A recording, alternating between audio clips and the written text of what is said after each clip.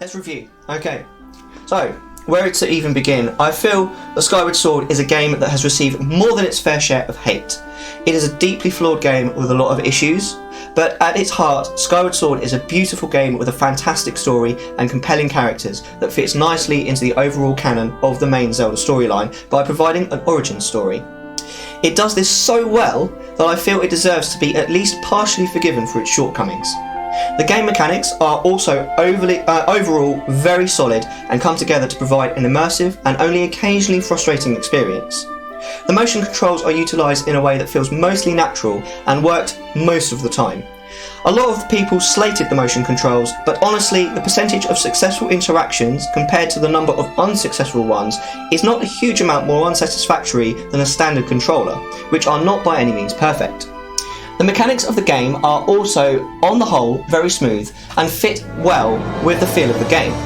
The item set feels varied, and Nintendo made a good effort of having the items used outside of the dungeons you find them in. The way the items use the motion controls felt natural, and the mechanics surrounding the bag pouches, rupee bags and shields work well together. Not all of the mechanics are smooth though. The dowsing ability is a very poor gameplay mechanic which fills in for bad game design. It interrupts the flow of the game and discourages exploration, exacerbating the already intense feeling of linearity that dogs Skyward Sword. I myself don't mind a linear game if it tells a compelling story, which Skyward Sword does, but I understand completely why this turned a lot of fans off the game. The overworld is also very disappointing in Skyward Sword, being sparse and frankly boring, with random islands dotted here and there with no real substance or intrigue. The flying, while initially exhilarating, quickly became a boring chore that takes far too long. My understanding is the main reason for this was the deadline for Zelda's 25th anniversary caused the game to be released before it was 100% ready, which is something Breath of the Wild didn't have to deal with, as it was actually pushed back 6 months. Having said that about the overworld, I find the actual hub of Skyloft very impressive, with a lovely atmosphere, perfect size, and a good spread of various story-relevant and side intrigues that keep the player coming back happy. The world as a whole, but Skyloft especially, feels like a real place where people would live and has mostly believable characters who interact with you and the world they live in an organic and mostly believable way, which really helps with immersion. The characters in Skyward Sword are overall fantastic and a massive improvement on Twilight Princess. Although there are still a few two-dimensional characters that aren't really fleshed out very well, see Bruce's henchman and the Goron as an example, a lot of the story-important characters have proper character arcs and characters that feel truly fleshed out by the story's conclusion. The romance between Link and Zelda feels very believable, although it could do with a little bit more backstory other than we've known each other all our lives. Bruce goes through a very real and mostly believable character arc from school bully knob jockey to a genuine hero by the end of the game, who clearly helps out with more than his own selfish goals in mind. The main antagonist of the game, Girahim, is also a fantastic character who creates a very real love-to-hate relationship with the player. He's so perfectly flamboyant and creepy, with amusing yet menacing dialogue. I wish I could say the same for Demise, who unfortunately is a cookie-cutter demon lord, with little to no character whatsoever. Considering his lore significance, I find this very disappointing. This brings me to the thing most people, including myself, hate the most about the game, and that's Fi. I'd love to know what the devs were thinking when they made Fi.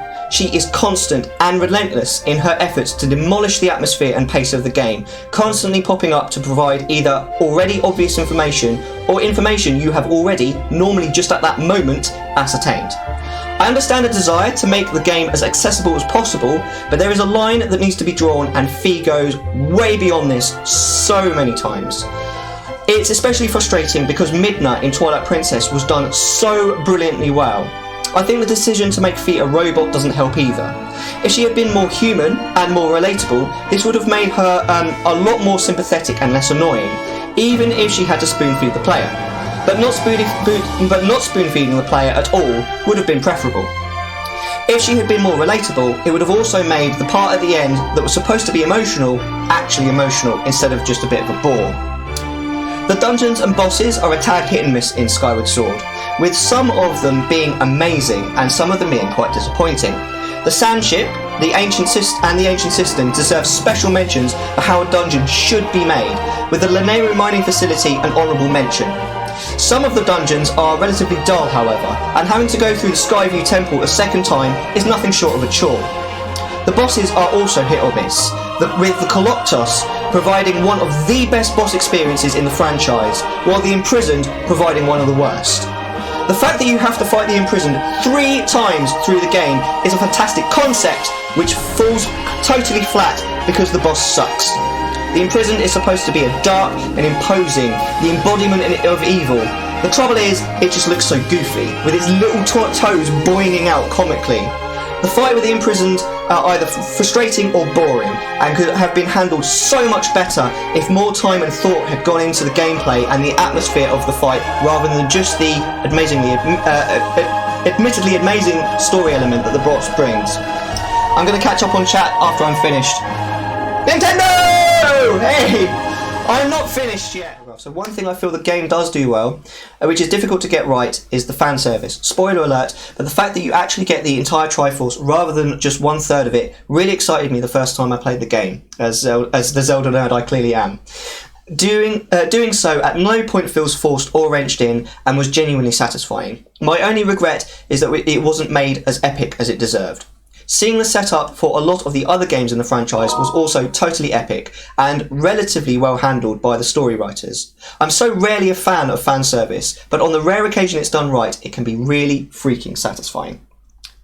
Overall, Skyward Sword is an inherently flawed game, but I feel it doesn't deserve a lot of the hate it gets. It tells a more compelling story and has better characters than Twilight Princess, with a beautiful and vibrant world to explore. Apart from Fee, all of the other issues aren't at all game-breaking, and even Fee is worth putting up with to enjoy the immersive world and story. I feel that avoiding the game because of the high price point, Wii Motion Plus required, is a valid excuse. And for people who aren't fans of the Zelda franchise, I feel maybe the story alone may not be enough. But for any fan of Zelda who hasn't already played the game, I thoroughly recommend The Legend of Zelda: Skyward Sword.